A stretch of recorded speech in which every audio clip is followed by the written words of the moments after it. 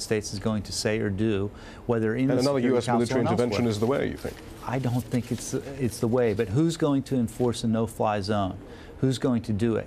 I think that if this is something that the international community is going to approve, then it's something that the United States will have to participate in.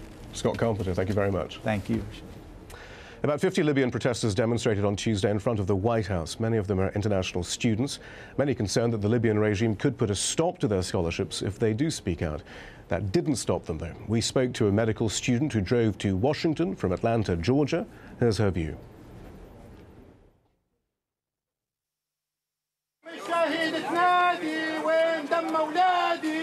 I drove all the night to come today to say, stop the bloodshed. Stop the bloodshed in Libya. Stop the massacre, please. They will cut my scholarship and maybe not allow me to go back to home. But I don't care about my scholarship. I will go back home and I would like to die like my people die. I don't want it to stay in the life without my people. What do we want? Gaddafi out! When? Now!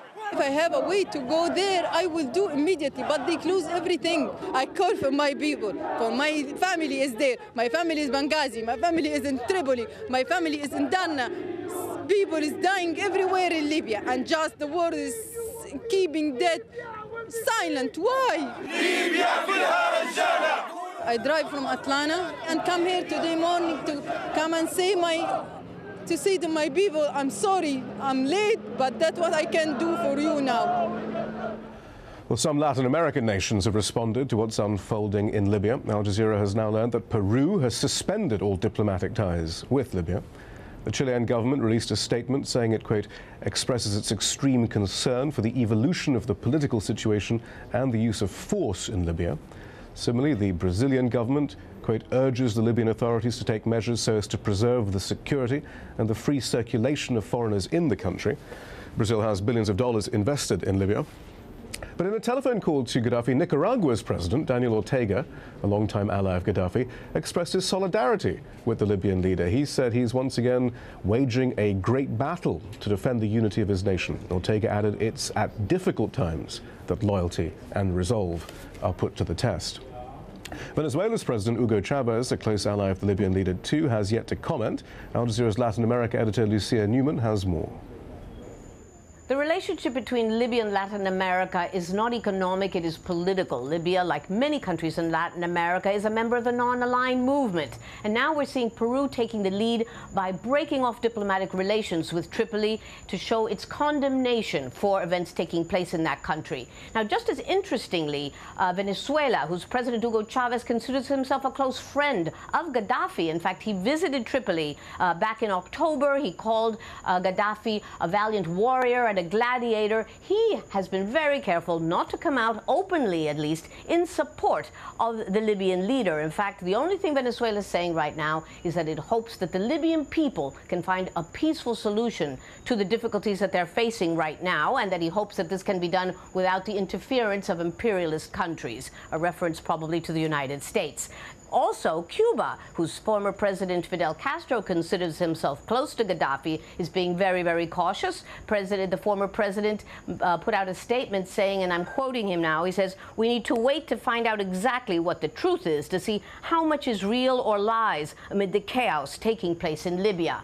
Castro says that he believes that the United States is probably planning to send NATO into Libya to attack that country to try to keep the price of oil down, but he gave no more evidence as to why that should happen and why it should be happening in the near future.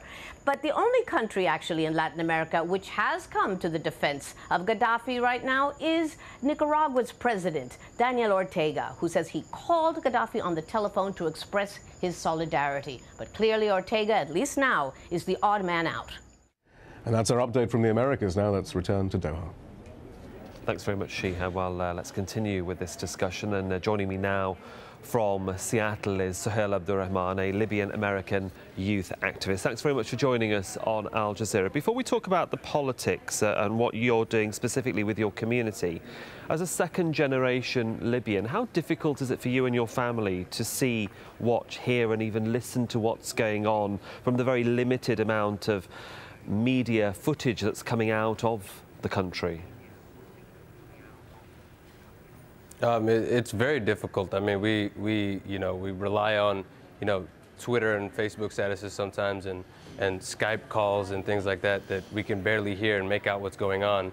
But the one thing is clear, you can definitely hear gunshots going off. It's like a war zone, in fact. But it is very concerning, and we feel helpless that we're standing here and we're not able to do anything to help our own people, in fact. Have you been able to speak to anybody in Libya, family or friends? Both, actually, but it's not for the last about 48 hours due to the, because of the phone lines and mobile lines being cut off and whatnot, and obviously there's no internet. So we haven't really got any information, but emails here and there from family members sporadically. I don't even know how they're sending them, but they found a way somehow. So. It does seem that across the world now, and certainly in the United States, young people are demonstrating along with a whole cross-section of the expat Libyan community, as well as interested parties that want to support you. I mean, what are you doing in your area of the world, and what's the support that you're getting from Americans generally in Seattle?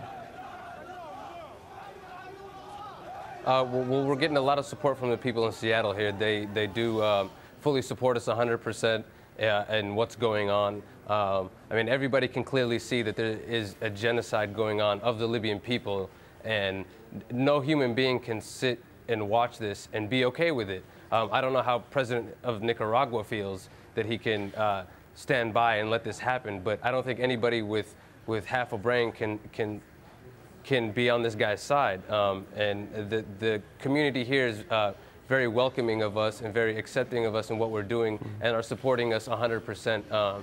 From the demonstrations to donations of aid and whatnot, the community here is behind us 100%. If those lines of communication are open, certainly within your own local community in Seattle, how important then has social media been in terms of you trying to contact people across the United States and further afield to tell them about what's going on, and also about your contacts with Libya?